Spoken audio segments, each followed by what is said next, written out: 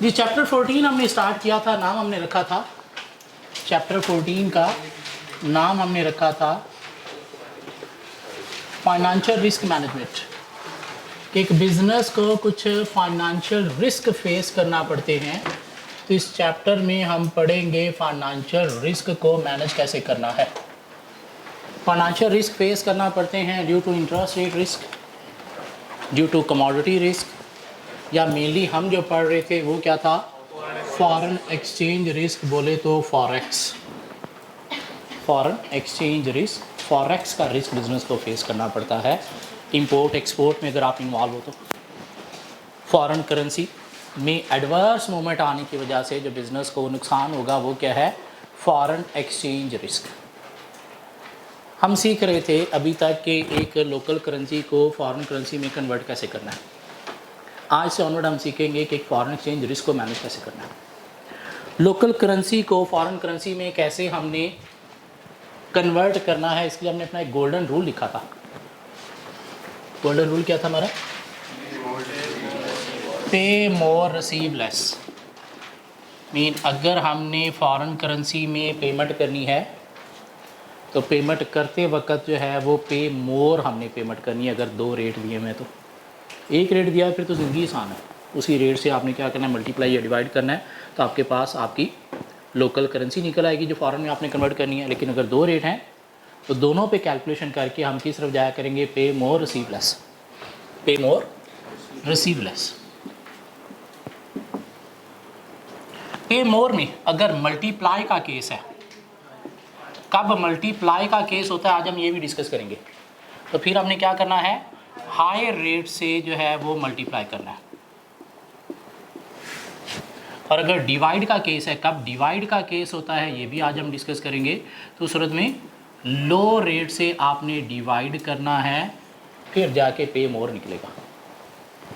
और receive less, foreign currency आपको मिली, आपने एक्सपोर्ट की, सेल की, तो उसे बेच के आपने क्या करना है, अपनी करेंसी लेनी है। तो लेते वक्त दो रेट है, दोनों पे कैलकुलेशन करके जो कम अमाउंट है वो आपको मिलेगी एक्सचेंज वाले से। तो उसमें अगर मल्टीप्लाई का केस है तो फिर आपने लो रेट से मल्टीप्लाई करना है, और अगर डिवाइड का केस है तो फिर आपने हाई रेट से डिवाइड करना है। एक क्वेश्चन 1 एक क्वेश्चन 2 हम कर चुके थे, एक क्वेश्चन 3 अभी करते हैं, और उसके बाद फिर हम इस कॉन्सेप्ट में जाएंगे कि मल्टीप्लाई का केस कहाँ पे आता है और डिवाइड का केस कहाँ पे आता है। क्वेश्चन नंबर 3 में आ जाएं प्लीज़ भाग के। क्वेश्चन नंबर 3 कहता है जी, calculate receipt payments in each of the following independent cases.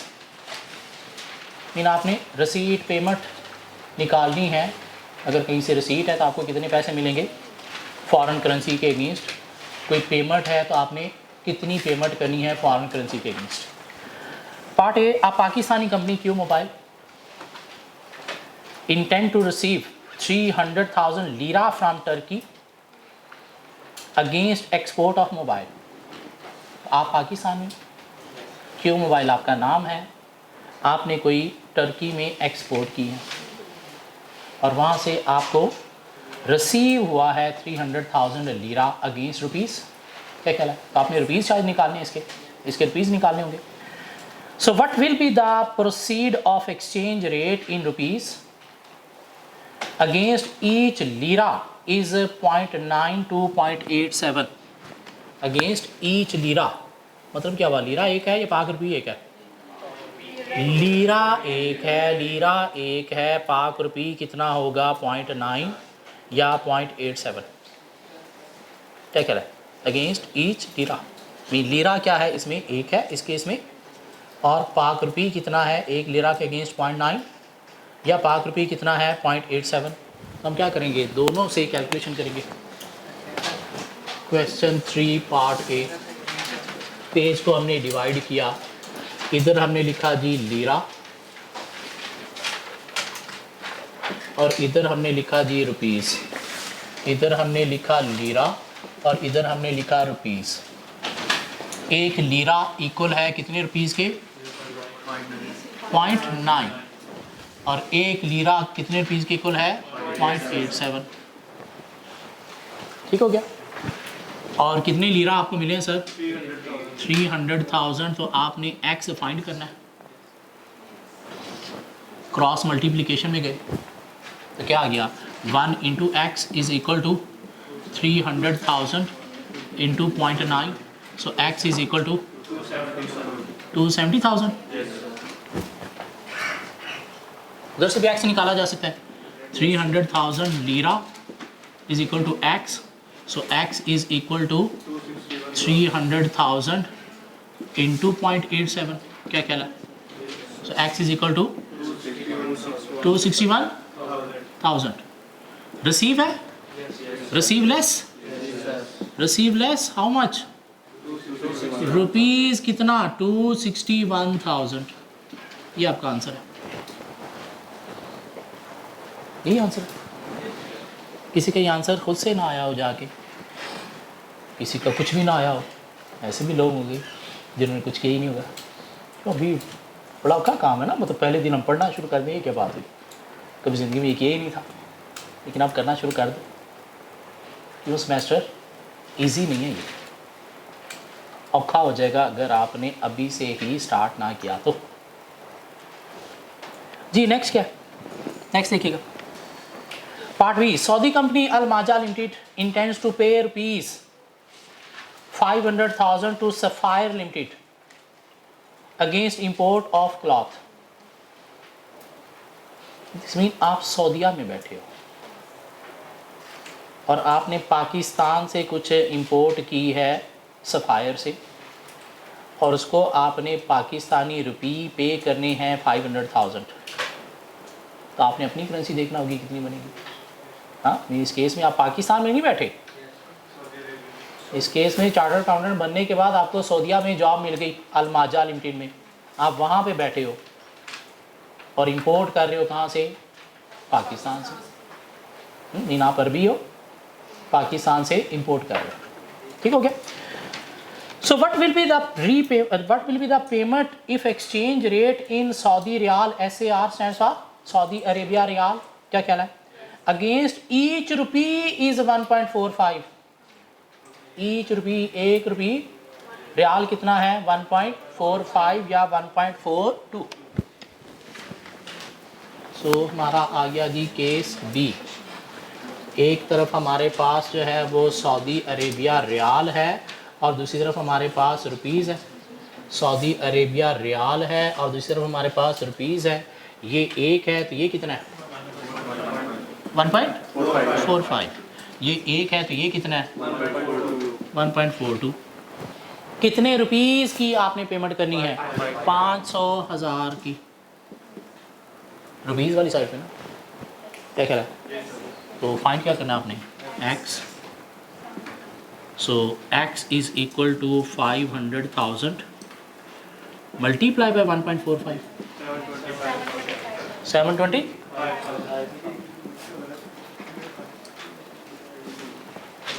हाँ, पाकिस्तान में नहीं बैठे आप, यहाँ पे आप सऊदीया में बैठे। क्या कह रहे थे? सऊदी रियाल आपने निकालने। एक्स कितना? 500,000। क्रॉस मल्टीप्लिकेशन ये कह रही है कि x is equal to 500,000 into 1.42, 710,000। Payment है या रिसीट है? पेमेंट है। तो पेमेंट क्या कहती है जी? Pay more. कितना? Rupee Saudi Arabia riyal, Saudi Arabia riyal कितना? 725,000। ये आपका आंसर है, ये आपका आंसर है। ये बात समझ आती है? Part C. USA company purchased dates for Saudi Arabia riyal 30,000 for Saudi Arabia या from Saudi Arabia. This mean आप USA में बैठे हो, आपकी होम करेंसी डॉलर है, आपने कोई इंपोर्ट की है, परचेज़ की हैं सऊदी अरेबिया से, कितने की? 30,000 रियाल की। What will be the payment if exchange rate in Saudi Arabia riyal against each dollar is 2.9, 2.85। तो एक क्या है इसमें? डॉलर है। और सऊदी अरेबिया रियाल कितना है? 2.9 या 2.85। ये बात क्लियर होती है। तो आगे हम पार्ट सी में, सो सऊदी अरेबिया रियाल और dollar, Saudi Arabia riyal and dollar. एक डॉलर कितने रियाल की इक्वल है? 2.9। एक डॉलर कितने रियाल की इक्वल है? अब 30,000 रियाल है, क्या कह रहे हैं? तो रियाल वाली साइड पे क्या लिखना है? 30,000 और डॉलर हमने फाइंड करने हैं। क्या कह रहा है? क्रॉस मल्टीप्लिकेशन क्या कह रही है? डिवीजन का केस है। क्या कह रहा है? मीन क्या आया? 2.9x is equal to 30,000 into 1। क्या कह रहा है? तो x is equal to 30,000 divided by 2.9। What is x? 10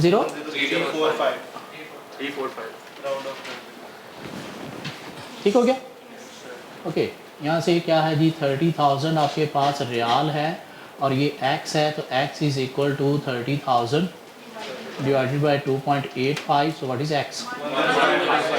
10.26। Receipt है, पेमेंट है? रिसीट है, पेमेंट है। पे मोर क्या? डॉलर कितने? 10526। ये हमारा आंसर। डॉलर निकालने थे ना, क्यों रियाल दिए गए थे। यहाँ तक बात समझ आती है? Part D of the question, USA company sold cakes to Germany for 500,000 euro. USA company sold cakes to Germany for 500,000 euro. आप यूएस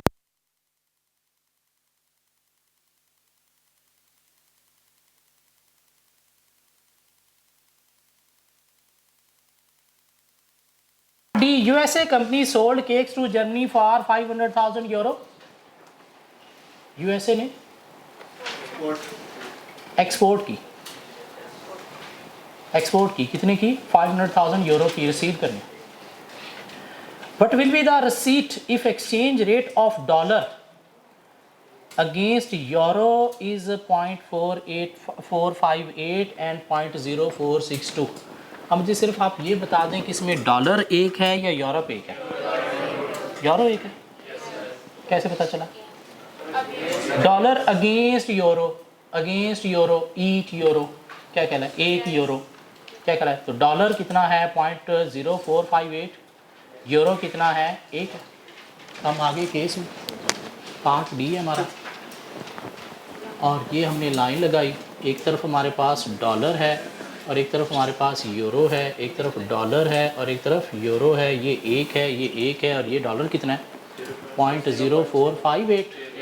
और दूसरी तरफ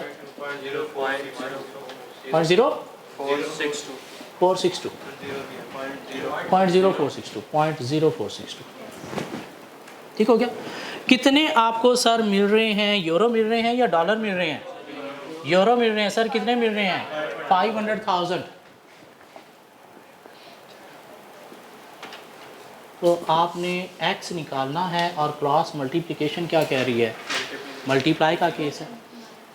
x is equal to 500,000 into 0.0458। How much? 229,000। 100 double two 900। Okay, और इधर भी क्या आ गया जी हमारे पास? ये 500,000 है और ये क्या है? x है। x is equal to 500,000 into 0.0462। x is equal to 23100। Pay है, रिसीव है? कैसे पता चला रिसीव है? एक्सपोर्ट की है तो रिसीव लेस 22900। यहाँ तक बात समझ आती है? इस मीन हमने क्या सीखा इन तीनों क्वेश्चन से कि जब भी दो रेट हों हम दोनों कैलकुलेशन कर लिया करेंगे और गोल्डन रूल अप्लाई क्या करेंगे। पेमेंट है इंपोर्ट परचेज के अगेंस्ट तो पे मोर, रिसीट है एक्सपोर्ट सेल के अगेंस्ट तो रिसीव लेस। ठीक हो गया? कुछ में डिवीजन का केस आ रहा है, कुछ में मल्टीप्लाई का केस आ रहा है, इसलिए हम ये गोल्डन रूल अप्लाई करेंगे, पे मोर रिसीव लेस। अदरवाइज तो सिंपल बाय रेट था, एक सेल रेट था, हमने फॉरेन करेंसी सेल करनी है तो उसका बाय रेट ले लेंगे, हमने फॉरेन करेंसी बाय करनी है तो एक्सचेंज का सेल रेट ले लेंगे, ज़िंदगी बड़ी आसान थी। लेकिन वो सिर्फ डिवीजन मल्टीप्लाई में, डिवीजन में आके बात उल्ट जाती है। अब जब आपको कोट मिलती है कि आपकी करेंसी फॉरेन करेंसी के कितने इक्वल है, एक कोट्स आपको दो तरह की मिलती है। एक होती है डायरेक्ट कोट,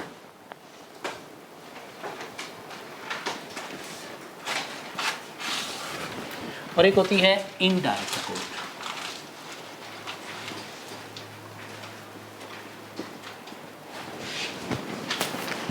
डायरेक्ट कोट क्या है कि 182 रुपीज़ अगेंस्ट ईच डॉलर है। आप पाकिस्तान में 182 रुपीज़ अगेंस्ट ईच डॉलर है, रुपीज़ 182 अगेंस्ट $1। इसमें क्या है कि जो बेस करेंसी है वो क्या है, फॉरेन करेंसी। बेस में डिवीजन के नीचे जो डिनोमिनेटर आ रहा है वो क्या है, बेस, जिसे 1 कंसीडर किया जा रहा है वो क्या है, फॉरेन करेंसी। बेस क्या है, फॉरेन करेंसी। इसमें क्या है, base foreign currency, mean foreign currency 1 है और जो 1 है उसको हमने डिनोमिनेटर में रखना है। तो इस सूरत में क्या होगा, इस सूरत में मल्टीप्लाई का केस हुआ करेगा,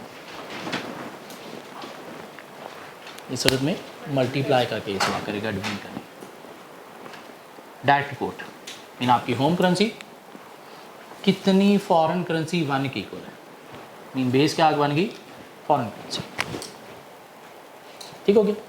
एक होती है इनडायरेक्ट कोट। इनडायरेक्ट कोट में क्या होगा, बेस करेंसी आपकी लोकल करेंसी होगी। बेस करेंसी क्या होगी, आपकी लोकल करेंसी होगी। सपोज क्या है जी, डॉलर 0.75 जो है वो अगेंस्ट 1 रुपीज़ है। बेस क्या बन गई, लोकल करेंसी। सो बेस क्या है इसमें, लोकल करेंसी। तो इस सूरत में क्या हुआ करेगा, डिवीजन का केस होगा। इस सूरत में क्या हुआ करेगा, डिवीजन का केस हुआ करेगा। अब इसका पार्ट ए देखिएगा ज़रा, पार्ट ए क्या था, Pakistani company Q mobile intend to receive 30,000 lira. कहाँ से, टर्की से।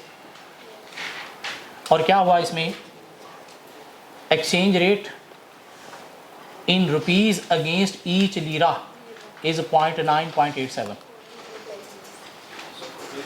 तो बेस करेंसी क्या थी, फॉरेन, क्या कहते हैं, बेस करेंसी क्या थी, फॉरेन 1। तो क्या केस बना था, मल्टीप्लाई। पार्ट बी में भी ऐसे हुआ। सऊदी अरेबिया क्या कह रहा है, पाकिस्तान से बाय कर रहा है, Saudi Arabia riyal against each rupees. Base currency क्या थी, फॉरेन, आप सऊदीया में बैठे हो तो फॉरेन करेंसी रुपीज़ क्या थी, बेस ईच 1। तो क्या मल्टीप्लाई का केस बना था। हाँ? अब पार्ट सी देखिएगा, USA company purchase dates from Saudi Arabia, home dollar foreign riyal. ठीक हो गया, home dollar foreign riyal. What will be the payment if exchange rate in Saudi Arabia riyal against each dollar is. Base currency क्या है, local currency. तो local currency जब base होगी तो फिर केस क्या आएगा, डिवीजन का। तो इसमें डिवीजन का केस आया था, क्या कह रहा, पे मोर में अगर तो डायरेक्ट कोट है, मल्टीप्लाई का केस है, तो फिर दो कैलकुलेशन की जाए, एक कैलकुलेशन मल्टीप्लाई की आप कर सकते हो। पे मोर में रिसीव लेस में छोटे रेट से, पेमेंट में बड़े रेट से, अगर डायरेक्ट कोट है तो। हाँ, अगर इनडायरेक्ट कोट है तो फिर डिवीजन करना पड़ेगी। तो पे मोर के लिए आपको डिवाइड करना पड़ेगा छोटे रेट से, डिवाइड करना पड़ेगा आपको छोटे रेट से, और अगर मल्टीप्लाई करना पड़ेगा तो बड़े रेट से। लेकिन ये पंगा है, भूल जाता है पेपर के अंदर, कोट डायरेक्ट है, कोट इनडायरेक्ट है।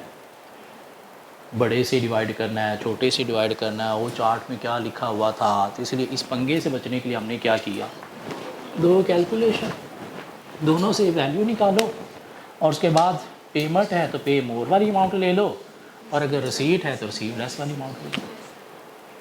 अदरवाइज़ इतना समझा के भी मैं चल सकता था, अभी ये सामने रख रख के हम कर रहे होते, पेपर में ये सामने नहीं होगा, वहाँ पे एक चैप्टर नहीं 17 चैप्टर होंगे दिमाग के अंदर, तो गलती के चांस है। इसलिए गलती के चांस को मिनिमाइज़ करने के लिए हमने क्या कहा कि हम दो कैलकुलेशन क्या करेंगे, पेमेंट की सूरत में पे मोर ले लिया करेंगे, रिसीट की सूरत में रिसीव लेस ले लिया करेंगे। ठीक होगी बात, समझ आती? चलें आगे, चलें जी, अब हम थोड़ी सी बातें और करते हैं।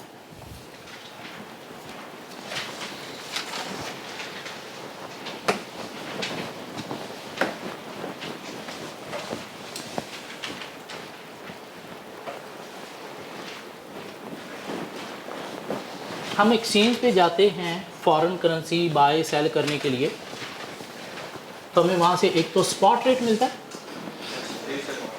Current rate for immediate transaction, एक फॉरवर्ड रेट भी मिलता है, current rate for future transaction. ठीक हो गया। एक टॉपिक हम डिस्कस करने जा रहे हैं, फॉरवर्ड एग्रीमेंट।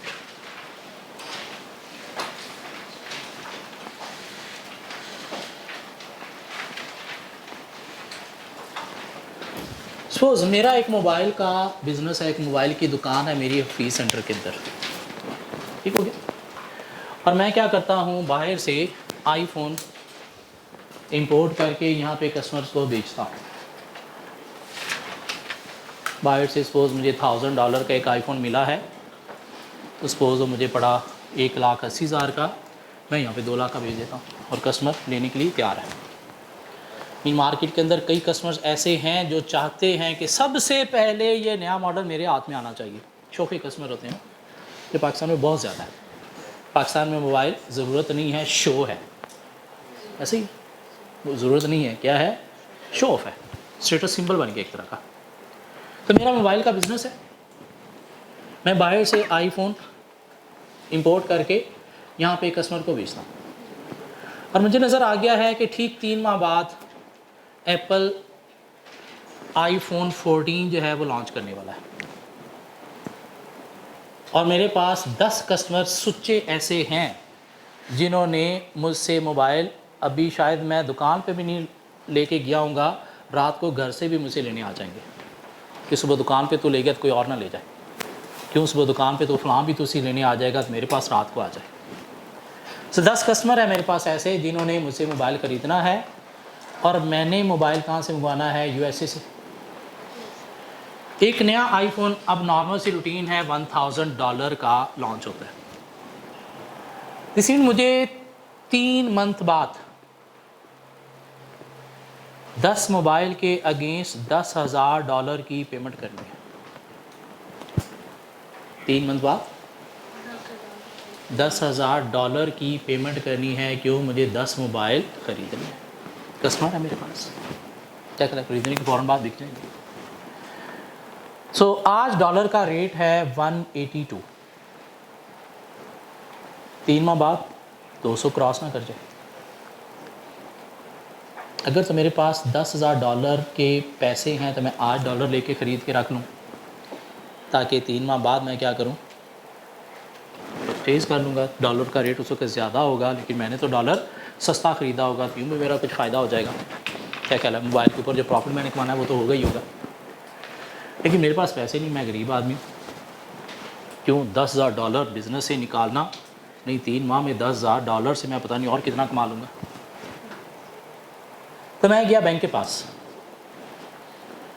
उसको कहा कि भाई 3 माह बाद मैंने तुझसे $10,000 जो है वो बाई करने, क्यों, मुझे 3 माह बाद $10,000 की फ़ौरन पेमेंट करनी है। रेट आज चल रहा है कितना, 182, तो तू मेरे साथ एक रेट फ़िक्स कर जिस पे 3 माह बाद मैं तुझसे डॉलर ख़रीदूँगा। बैंक हमें क्या करेगा, स्पॉट रेट नहीं, क्या देगा, फॉरवर्ड रेट देगा। फॉरवर्ड रेट मीन 3 माह बाद का जो डॉलर का रेट है उसने कहा जी कि 192 मैं चार्ज करूँगा। क्यों? बैंक कहता है मेरी एक्सपेक्टेशन है कि 10 रुपए का 3 माह में जो डॉलर ऊपर चला जाएगा तो 192 मैं तुझसे चार्ज करूँगा। आज हम क्या करेंगे, बैंक के साथ एक एग्रीमेंट साइन कर लेंगे जिसकी टर्म्स जो है वो फिक्स हो गई। टर्म्स क्या है? क्वांटिटी, और क्वांटिटी इसके अंदर क्या है? $10,000। क्या कहला? रेट फिक्स हो गया। क्या रेट हमने एग्री किया? 192 पर डॉलर। टेन्योर फिक्स हो गया। कितना टेन्योर? 3 मंथ्स। ये जो बैंक के साथ आज हमने एक कॉन्ट्रैक्ट कर लिया जिसकी टर्म्स फिक्स कर ली, क्वांटिटी भी मीन कितनी करेंसी हम बाय करेंगे, कितनी टाइम पीरियड में और किस रेट पे, इसे क्या नाम दिया गया है? फॉरवर्ड एग्रीमेंट का। फॉरवर्ड एग्रीमेंट 3 माह बाद जो मर्जी रेट हो हम बैंक से डॉलर इसी रेट पे बाय करेंगे। सर अगर 3 माह बाद उसका रेट कम हो गया और हम इसी पे बाय करेंगे। अब क्या होगा? 3 माह जब गुजर गए, हमने कॉन्ट्रैक्ट किया 192 पर डॉलर का, उस वक्त मार्केट में रेट चल रहा है 210। तो आप क्या करोगे? सुबह सुबह ही बैंक खुलने से पहले ही जाके बैंक के बाहर खड़े हो जाओगे, आज डॉलर इतने पे लेके जाना। हाँ, फ़ायदा हो गया। बैंक वाला भी नहीं आया होगा, आप उसे कॉल करोगे, भाई आजा, मैं आ गया हूँ यार, 3 माह हो गए यार, डॉलर दे मुझे। बैंक इसी रेट पे आपको डॉलर देगा, बेशक उस वक्त 210 चल रहा है। क्यों? टर्म फिक्स हो गई, बाइंडिंग हो गई, दोनों पार्टीज इसके अकॉर्डिंगली बाइंड है, बैंक भी बाउंड है इसके अकॉर्डिंगली, आप भी बाउंड हो कि 3 माह बाद इस रेट पे इतने डॉलर आपको मिलेंगे। ठीक हो गया? आप बैंक को कहोगे यार 10 नहीं 1000 और दे दे, तो पागल है 1000 और तुझे कितने में मिलेगा? 210 पे। क्या कह रहा? और अगर 3 माह बाद डॉलर 180 का हो गया तो क्या आप बैंक जाओगे? आप घर बैठे रहोगे। बैंक वाला कॉल कर रहा होगा, आप नहीं सुनोगे। लेकिन सर टेन्योर तो फिक्स। बैंक वाला कॉल करेगा, आप नहीं सुनोगे, वो नंबर बदल के कॉल करेगा। गलती से अगर आपने उठा लिया, कहेगा जानी तेरा कॉन्ट्रैक्ट था मेरे साथ 3 माह का, आजा, तब तो तू बड़ा सुबह सुबह आ गया था, अब भी आजा।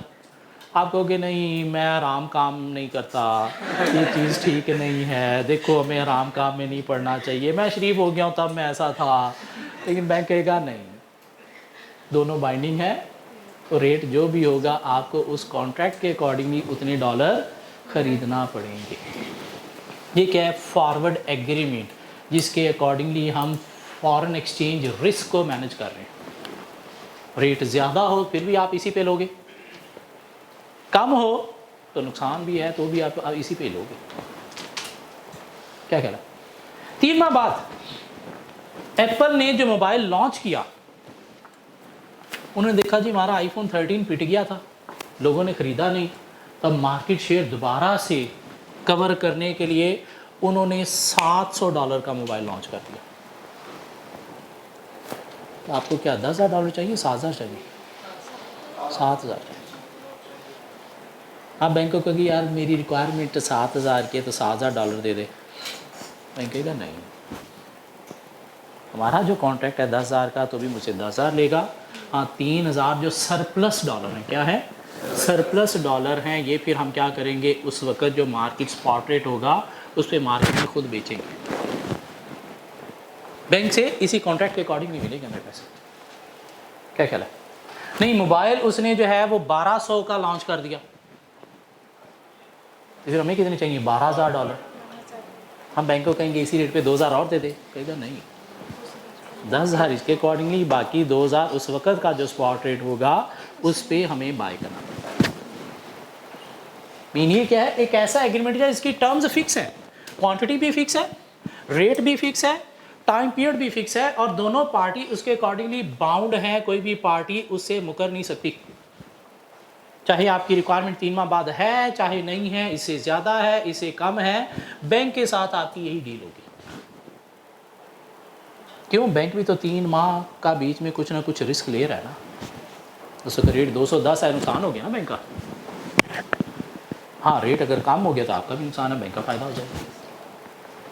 ठीक है, एक वे है, एक टेक्निक है किस चीज़ की? फॉरेन एक्सचेंज रिस्क को मैनेज करने की। किस चीज़ को मैनेज करने की? फॉरेन एक्सचेंज रिस्क को मैनेज करने की एक टेक्निक है क्या? फॉरवर्ड एग्रीमेंट, जिसमें हमने फिक्स कर ली क्वांटिटी, रेट, टाइम पीरियड और उसके अकॉर्डिंग हम बैंक से बाय करेंगे। हाँ, हमारी रिक्वायरमेंट तब जो भी है, बाकी फिर हमें स्पॉट रेट पे खेलना पड़ेगा। ठीक हो गया? आइए एक क्वेश्चन करते हैं।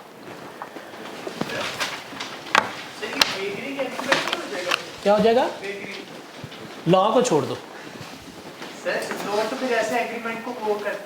नहीं, आप दोनों ने साइन किए हैं इसके ऊपर, एक पेज के ऊपर लिख दिया भाई इतनी क्वांटिटी इतने डॉलर बाय करने हैं, कब? 3 माह बाद, इस डेट को डेट मेंशन होगी ऊपर, इस रेट पे इस रेट पे। मीन हमने कितने रुपीज़ इसके अगेंस्ट देने हैं वो इसके ऊपर मल्टीप्लाई करके लिखे जाएंगे, तो हमने उतने रुपीज़ दे के उतने डॉलर लेने। सब कुछ क्लियर है, कोई इशू नहीं है। क्या इसमें वे क्या है? सब कुछ क्लियर है। नहीं, प्राइस फ्यूचर में जो मर्जी हो, मार्केट में जो मर्जी हो, हमने इसी पे लेने हैं। इसके ऊपर मेंशन कर दिया गया दिस इंटू दिस, इतने रुपीज़ हमने देने हैं और इतने डॉलर लेने हैं। हमने उतने ही रुपीज़ देने हैं और उतने ही डॉलर लेने हैं, उससे कम ना उससे ज़्यादा, दोनों पार्टीज बाउंड है। तो कोई चीज़ वेग नहीं है, क्लियर है सब कुछ। हाँ, क्वेश्चन नंबर 4। रिस्क मैनेज करते करते अगर हम ज़्यादा ही लॉस करते हैं अपना, तो ये रिस्क अब ये तो आपको देखना पड़ेगा ना। पाकिस्तान जैसे कंट्री में पिछले 3 सालों में तो डॉलर नीचे नहीं आया एक दिन भी। टैंक को देख के अपना ये सेट। हाँ, उसके अकॉर्डिंग ही फिर देख रहे हैं ना आप। मतलब हमें नज़र आ रहा है डॉलर तो ऊपर ऊपर ऊपर ही जा रहा है, और आगे वाले जो हालात नज़र आ रहे हैं, मेरा नहीं ख्याल ये रुकेगा। अभी रमज़ान आना है, यहाँ पे कहत पड़ जाएगा चीज़ों का। कहाँ से आएंगी? बाहर से। फ्रूट्स वेजिटेबल अभी से आपकी बाहर से आ रही हैं, और रमज़ान में तो वैसे ही इनकी डिमांड बढ़ जाती है। क्या कह रहा है? क्या आप एक्सपोर्ट करोगे इंपोर्ट करोगे? इंपोर्ट ही करोगे। क्या लोकल आपको नज़र आ रही है इंडस्ट्री इतनी अच्छी बन गई है कि बहुत ज़्यादा प्रोडक्शन हो जाएगी आने वाले 1 साल में और एक्सपोर्ट स्टार्ट हो जाएगी? ऐसा भी कुछ नहीं नज़र आ रहा। क्यों? इन्वेस्टर तो जो इन्वेस्टमेंट करके बैठे थे वो भी रुक गए हैं। अभी पता नहीं क्या चलना है, मार्शल लॉ लगना है, नून लीग आनी है, काफरी गानी है, MQM आनी है, क्या चलना है अभी?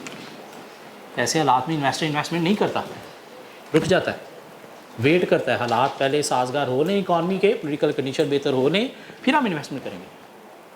और आपने 3 माह बाद पेमेंट करनी है। क्या 3 माह बाद आपको नज़र आ रहा है कि डॉलर नीचे आएगा? ऊपर ही जाएगा। हाँ, ऊपर ही जाएगा, नीचे नहीं आने वाला। इतना ऊपर जाएगा वो 200 क्या 250 भी पहुंच सकता है। You never know. खैर, क्वेश्चन नंबर 4 हमें मिलेगा। क्वेश्चन नंबर 4,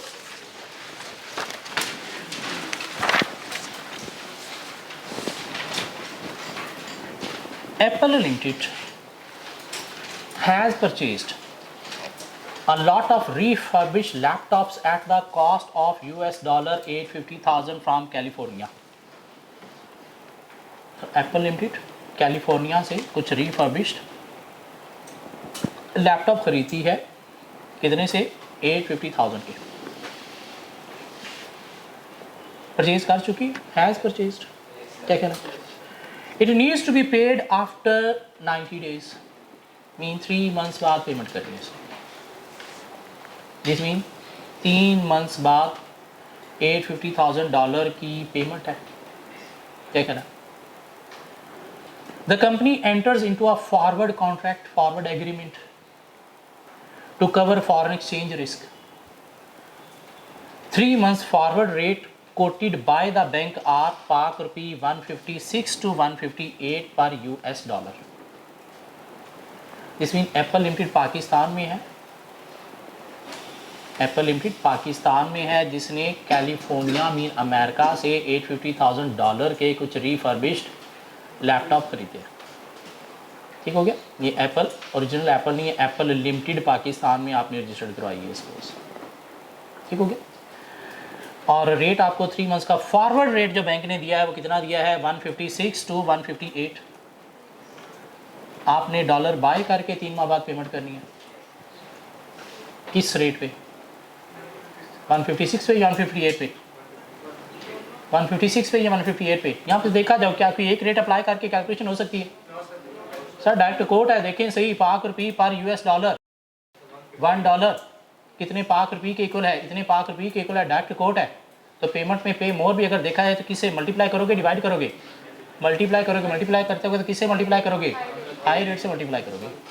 नहीं नहीं सर फंस जाएंगे, दोनों कैलकुलेशन कर लेंगे, दोनों कैलकुलेशन करके अमाउंट निकाल देंगे, क्या कहना?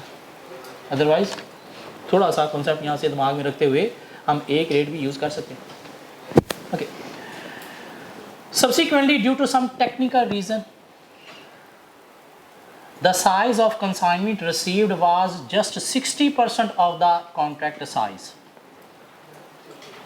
मीन आगे से लैपटॉप आपको कम मिले, मीन 60% आपको पेमेंट करना है, पूरी 850 नहीं।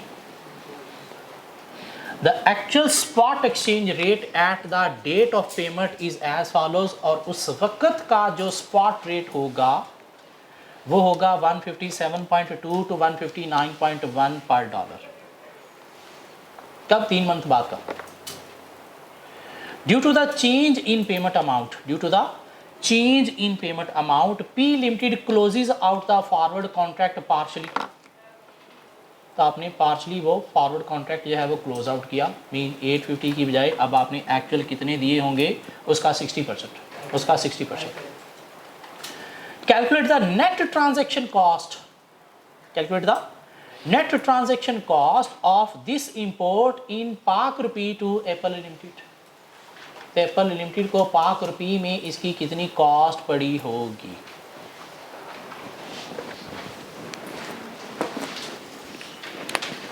क्वेश्चन नंबर 4, हमारा जो फॉरवर्ड एग्रीमेंट है वो कितने का है? $850,000 का। क्या कह रहा? हमारा जो एक्चुअल बाइंग है वो कितनी हुई? 60%, 60%। क्या कह रहा है? सो एक्चुअल बाय हमने जो किया है वो कितना किया है? 60%, और वो कितना बना? 510,000 का। हमने फॉरवर्ड कॉन्ट्रैक्ट कितने का किया हुआ है? दिस मीन इजाफी कितना है? 340,000। इसको हम बोलेंगे ओवरहेज। फॉरेन एक्सचेंज रिस्क को मैनेज करने के लिए हम क्या करते हैं? कुछ इंस्ट्रूमेंट्स यूज़ करते हैं, कुछ वेज टेक्निक्स यूज़ करते हैं जिनको हेजिंग इंस्ट्रूमेंट का नाम दिया जाता है। ये जो फॉरवर्ड एग्रीमेंट, फॉरवर्ड कॉन्ट्रैक्ट है, ये एक हेजिंग इंस्ट्रूमेंट है। हेज का मतलब क्या है? To cover the risk. Mean risk को कवर करने के लिए हम क्या करते हैं? कुछ इंस्ट्रूमेंट्स, कुछ टेक्निक्स, कुछ वेज यूज़ करते हैं। उन टेक्निक्स, वेज को क्या नाम दिया जाता है? Hedging instruments.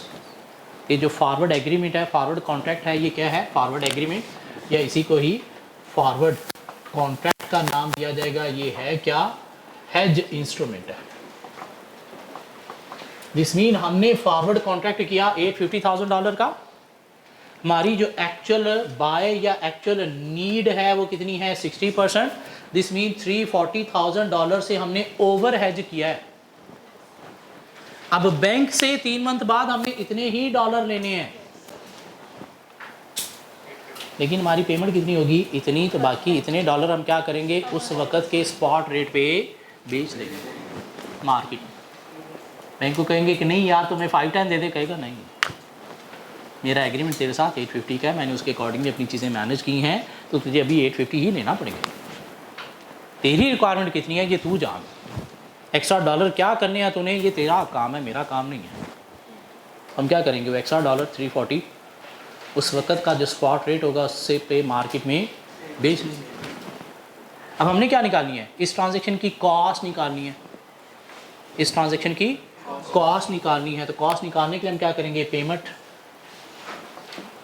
पहले देखेंगे। $850,000 हैं, किस रेट पे आप पेमेंट करोगे? मल्टीप्लाई का केस है ना, ये तो कंफर्म है मल्टीप्लाई का केस है। क्यों? डायरेक्ट कोट है। क्यों? फॉरेन करेंसी बेस में 1 है, फॉरेन करेंसी बेस में 1 है, तो किस रेट पे? पे मोर, पेमेंट पे मोर, मोर रेट, बड़े रेट पे मल्टीप्लाई करोगे। बड़ा रेट कितना है? 158। ओके, क्या बनी अमाउंट? 1343000000। क्या ख्याल है? इतनी तो आपने पेमेंट की। एक्चुअल आपको पेमेंट कितने की पड़ेगी? इतने डॉलर की ना। ये जो एक्स्ट्रा 340 है ये आप क्या करोगे? सेल करोगे। क्या ख्याल है? ये क्या होगा? सेल। कितने? $340,000 एट स्पॉट सेल करोगे। उस वक्त का स्पॉट रेट आपको क्या अप्लाई होगा? कम वाला या ज़्यादा वाला? कम वाला। क्यों? आप सेल कर रहे हो तो एक्सचेंज का बाय रेट, एक्सचेंज का बाय रेट क्या होता है? छोटा रेट। और छोटा रेट कितना है? 1.2। ये देखिएगा कितनी अमाउंट बनती है? 5344,000।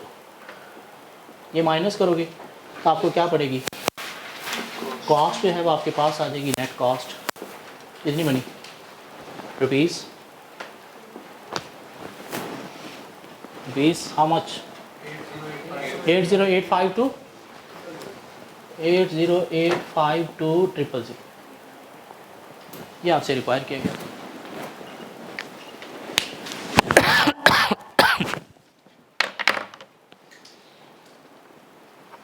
यही रिक्वायर किया गया। अब क्वेश्चन को दोबारा पढ़ के देखें, फिर आंसर को देखें। क्या बात समझ आ रही है?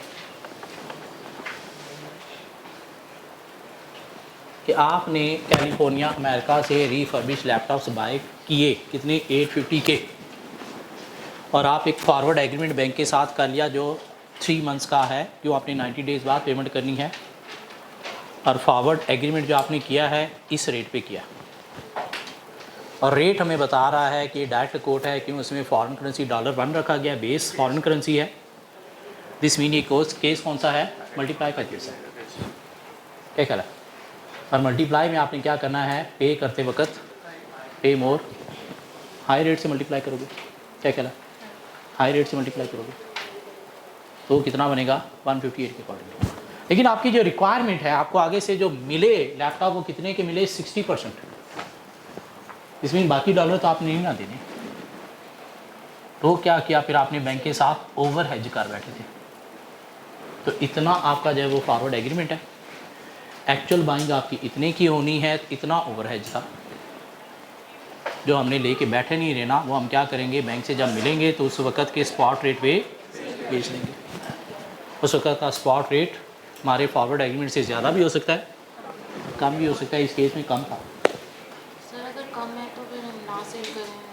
हम बैठे रहें लेके, और जब ज़्यादा हो तो फिर नहीं लेके बैठे रहें और कम हो गया तो, क्योंकि अब कम हुआ तो और भी कम हो सकता है। क्या कहना है? तो रिस्क तो है, इसलिए उसको निकालो, दफ़ा करो। क्या करना? आपने लेके बैठे क्यों रहना है? आपको ज़रूरत है, कब तक उसकी ज़रूरत है? 2 साल तक ना कोई चीज़ आए तो फिर लेके बैठे रहेंगे डॉलर? नहीं, बिज़नेस में लगाओ, बिज़नेस से पैसा कमाओ उसे। क्यों? थोड़ा सा डिफरेंस रेट की वजह से आप लेके बैठे रहो, नहीं, उसको बिज़नेस में लगाओ, किसी और चीज़ में लगाओ, कोई और चीज़ बाय करो, वो बिकेगी, प्रॉफिट आ जाएगा। ठीक हो गया? सो हमने क्या किया जी? पेमेंट हमने बैंक को फॉरवर्ड के अगेंस्ट इतनी की। हम बाकी जो सरप्लस डॉलर थे हमारे पास वो हमने बेचे इस रेट पे। तो इस ट्रांजैक्शन की जो टोटल कॉस्ट हमें पड़ी है वो कितनी पड़ी है? 852,000। क्या करें? 852,000। चलिए आगे। आप ये मुझे बता सकते हो कि ये जो आपको $5,000-10,000 की आपने परचेज़ की है, ये किस रेट पे की है? आपको रेट क्या पड़ा है? दो फॉरवर्ड एग्रीमेंट तो आपका 158 का था ना, तो आपको एक्चुअल रेट पड़ा क्या है? तो क्या करेंगे? 80852,000 डिवाइड बाई कितने डॉलर? $5,000-10,000 तो आपके पास रेट आ जाएगा। मीन अफेक्टिवली रेट आपको पड़ा क्या इस नुकसान के बाद? कितना? 158.5। इतना आपको अफेक्टिव रेट पड़ा। क्यों? बैंक के साथ 158 था, लेकिन इधर से जो आपका नुकसान हुआ तो उसके बाद इस ट्रांजैक्शन का जो अफेक्टिव रेट आपको पड़ा इस कॉस्ट के अगेंस्ट वो कितना पड़ा? 158.5। क्या ख्याल है? क्यों भी पूछा जा सकता है एग्जामिनर पूछने को कि ना सिर्फ आप कॉस्ट निकालें इस ट्रांजैक्शन की, आप ये भी बताएं कि कंपनी को अफेक्टिव रेट क्या चार्ज हुआ। इतनी कॉस्ट थी अगेंस्ट हाउ मच डॉलर? इतने डॉलर, क्यों पेमेंट तो आपने इतनी की है ना। हाँ फॉरवर्ड कॉन्ट्रैक्ट आपका ज़्यादा था लेकिन पेमेंट तो आपने इतनी की है, इतने रुपीज़, तो रेट क्या पड़ा 158.5। क्या कह रहा है, निकाला जा सकता है। चले आगे, चलो जी आए कुछ बातें डिस्कस करते हैं। Factors affecting foreign exchange rate.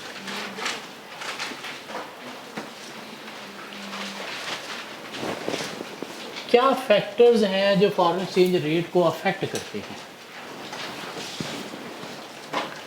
क्या फैक्टर्स हैं जो फॉरेन एक्सचेंज रेट को अफेक्ट करते हैं? डॉलर ऊपर नीचे जा रहा है, क्यों भाई, क्यों? बैलेंस ऑफ पेमेंट का नाम सुना है इकोनॉमिक्स में? बैलेंस ऑफ पेमेंट क्या होता है? इंपोर्ट एक्सपोर्ट का डिफरेंस, इंपोर्ट एक्सपोर्ट का डिफरेंस। क्या कह रहा है? बैलेंस ऑफ पेमेंट सरप्लस होता है या फिर डेफिसिट होता है? सरप्लस होता है या फिर डेफिसिट होता है। सरप्लस कब होगा? जब एक्सपोर्ट ज़्यादा होंगी इंपोर्ट कम होंगी। डेफिसिट होगा जब एक्सपोर्ट कम होंगी इंपोर्ट ज़्यादा होंगी। इकोनॉमिक्स पढ़ी है ना, या कुछ लोगों के लिए हराम हो गई थी इकोनॉमिक्स? ऐसे लोग तो नहीं है कोई, सब ने पढ़ी है। चलिए, सो बैलेंस ऑफ पेमेंट जब सरप्लस में जाता है इसका मतलब क्या है? हमारी एक्सपोर्ट ज़्यादा इंपोर्ट कम है, हमने बाहर चीज़ें भेजी ज़्यादा है मंगवाई कम है, हमने बाहर से पैसे लेने ज़्यादा हैं देने कम है। क्या कह रहा? मीन डॉलर कम देने हैं रुपीस ज़्यादा लेने हैं। इन नेट बाहर से पैसे लेने हैं, बाहर वालों ने हमें देने हैं। कैसे? हमारी करेंसी बाय करके अपनी करेंसी सेल करके, इससे डॉलर नीचे जाएगा। ये बात समझ आती? इससे डॉलर नीचे जाएगा। बैलेंस ऑफ पेमेंट हमारा अगर डेफिसिट में है कब? जब एक्सपोर्ट कम इंपोर्ट ज़्यादा है। इन हमने बाहर से चीज़ें मंगवाई ज़्यादा भेजी कम है, तो नेट में हमने पैसे बाहर देने हैं। देने हैं कैसे देने हैं? डॉलर बाय करके रुपी सेल करके, तो इससे डॉलर अप जाएगा। क्यों? उसकी डिमांड बनेगी। सो बैलेंस ऑफ पेमेंट एक फैक्टर है जो क्या करता है? फॉरेन एक्सचेंज रेट को अफेक्ट करता है, आइदर पॉजिटिवली या नेगेटिवली। पाकिस्तान में डॉलर अप क्यों जा रहा है? क्योंकि हम इसके साथ चल रहे हैं। Import import import personal level पे अपने देख लो, इंपोर्ट इंपोर्ट इंपोर्ट कहाँ पे बढ़ती चली जा रही है, बढ़ती चली जा रही है, रुक नहीं रही। एक्सपोर्ट आप क्या करते हो? कुछ भी नहीं, कुछ भी नहीं। अपनी सोच के अलावा, अपने टाइम के अलावा। टाइम एक्सपोर्ट करते हो, बाहर की चीज़ें देख देखी। इसके अलावा क्या फैक्टर्स हैं? इन्फ्लेशन एक फैक्टर है जो फॉरेन एक्सचेंज रेट को अफेक्ट करता है। Inflation, what is inflation? Rise in price level. अगर आपके कंट्री में इन्फ्लेशन ज़्यादा है, मीन आपकी चीज़ों की प्राइसेस बढ़ रही हैं, इससे एक्सपोर्ट कम होंगी ज़्यादा होंगी? कम हो जाएंगी। आपकी प्रोडक्ट की प्राइसेस ज़्यादा हैं बाहर, उतना इन्फ्लेशन नहीं है, तो लोगों को बाहर की चीज़ें सस्ती नज़र आएंगी, तो क्या करेंगे? लोकल चीज़ों को यूज़ करेंगे या इम्पोर्टेड को? लोकल को या इम्पोर्टेड को? इम्पोर्टेड को। क्यों? आपके इन्फ्लेशन यहाँ पे है, बाहर नहीं है। बाहर वाली चीज़ उतनी की है जितनी की पहले थी, आपकी यहाँ वाली चीज़ बढ़ गई। अगर कोई प्राइस डिफरेंस था भी दोनों में, तो अब वो इक्वल हो गया, तो इक्वल होने की बेस पर आप लोकल को प्रेफर करोगे या इम्पोर्ट को प्रेफर करोगे? क्या कहला? तो इन्फ्लेशन भी अफेक्ट करता है किसको? फॉरेन एक्सचेंज रेट को। जब आपकी कंट्री में इन्फ्लेशन ज़्यादा होता है ना, जब आपकी कंट्री में इन्फ्लेशन ज़्यादा होता है, तो इससे फॉरेन इन्वेस्टर यहाँ पे अट्रैक्ट भी होता है। इससे फॉरेन इन्वेस्टर यहाँ पे अट्रैक्ट भी होता है। क्यों? कि वो चीज़ मैंने वहाँ पे बनाई है, वहाँ पे बेचने की बजाय मैं यहाँ पे ला के बेचूंगा। क्यों? यहाँ पे प्राइसेस हाई है, इससे फॉरेन इन्वेस्टर अट्रैक्ट होगा। फॉरेन इन्वेस्टर अट्रैक्ट होगा तो उससे क्या होगा? वो जब आएगा यहाँ पे तो आपका रुपये बाय करेगा, डॉलर बेच के आएगा ना, तो तो उस वक्त तो आपका रुपये ऊपर जाएगा शॉर्ट टर्म के लिए। लेकिन ये जो इन्वेस्टर आया है ये शॉर्ट टर्म इन्वेस्टर है, शॉर्ट पीरियड के लिए आपका रुपये अप जाएगा उसके आने से, लेकिन जब वो अपना पैसा यहाँ से निकाल के जाएगा, क्यों शॉर्ट टर्म इन्वेस्टर है, तो फिर जितना रुपये ऊपर गया था उससे ज़्यादा नीचे चला जाएगा। कि उसने पैसा जो यहाँ से निकाल के जाना, जितना लाया था उतना नहीं, उसके साथ प्रॉफिट कमा के लेके जाना। क्या ख्याल है? इन्फ्लेशन एक फैक्टर है जो आपकी एक्सपोर्ट को कम करता है, इंपोर्ट को ज़्यादा भी करता है। हाँ, इन्वेस्टर को अट्रैक्ट करके उसको जब निकालता है इन्वेस्टर पैसा, तो सूरत में भी फॉरेन एक्सचेंज को अफेक्ट करता है। जब इन्वेस्टर आया तब आपका फॉरेन एक्सचेंज पॉजिटिव हुआ, लेकिन जब वो गया तो नेगेटिव हुआ। क्यों? वो आया किस लिए था? शॉर्ट पीरियड के लिए, सिर्फ पैसा कमाने के लिए। एक फैक्टर है जो अफेक्ट करता है। इस तरह से वो कहता है जी एक और फैक्टर भी है जो आपके फॉरेन एक्सचेंज रेट को अफेक्ट करता है, और वो क्या है? Interest rate.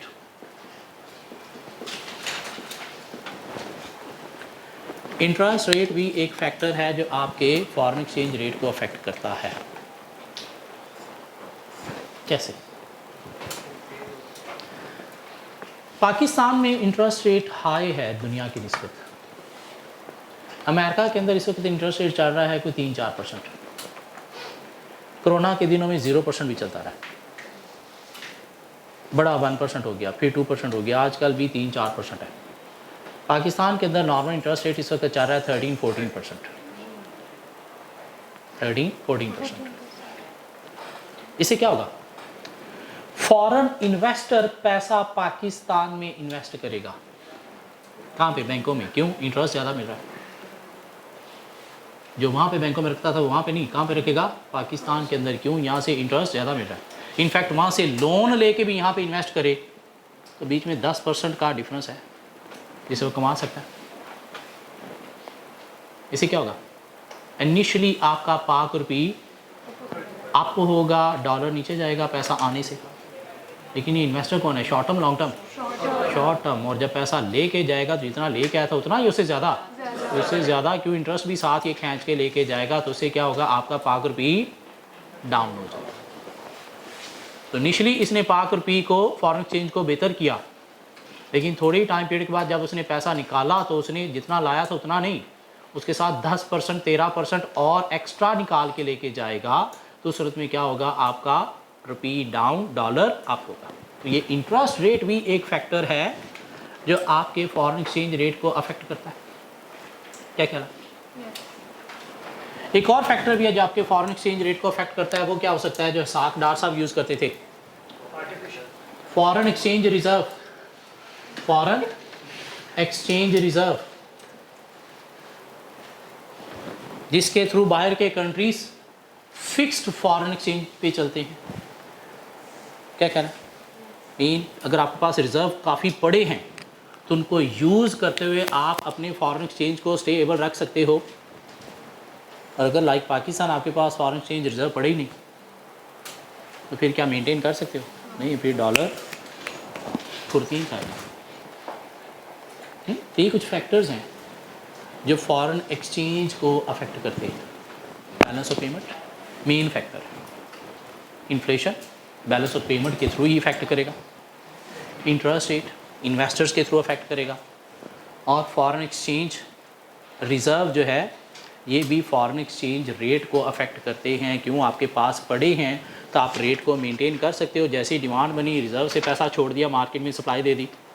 जैसे ही मार्केट में सप्लाई आई, बाय करके रिज़र्व में रख लिया ताकि मार्केट के अंदर डिमांड सप्लाई मेंटेन रहेगी। अगर रिज़र्व नहीं पड़े तो फिर डिमांड बनने से सप्लाई आपके पास तो कुछ है ही नहीं, तो फिर डिमांड क्या करेगी? रेट को ऊपर ले जाएगी। ये जो फॉरवर्ड एग्रीमेंट है बैंक में, सपोज आज रेट चल रहा था 182, बैंक ने हमें दे दिया 192। ये बैंक ने कैसे कैलकुलेशन करके 192 दे दिया? इसकी बेस पर और कैसे, कल हम ये देखेंगे कि ये स्पॉट रेट से फॉरवर्ड रेट कैसे बनता है। तो मिलते हैं नेक्स्ट लेक्चर में कुछ नई चीज़ों के साथ। आज होमवर्क क्या है? कुछ भी नहीं, जस्ट एक क्वेश्चन, क्वेश्चन नंबर 4-3। जिन्होंने नहीं किया था प्लीज़ आज जाके वो दोबारा करना है।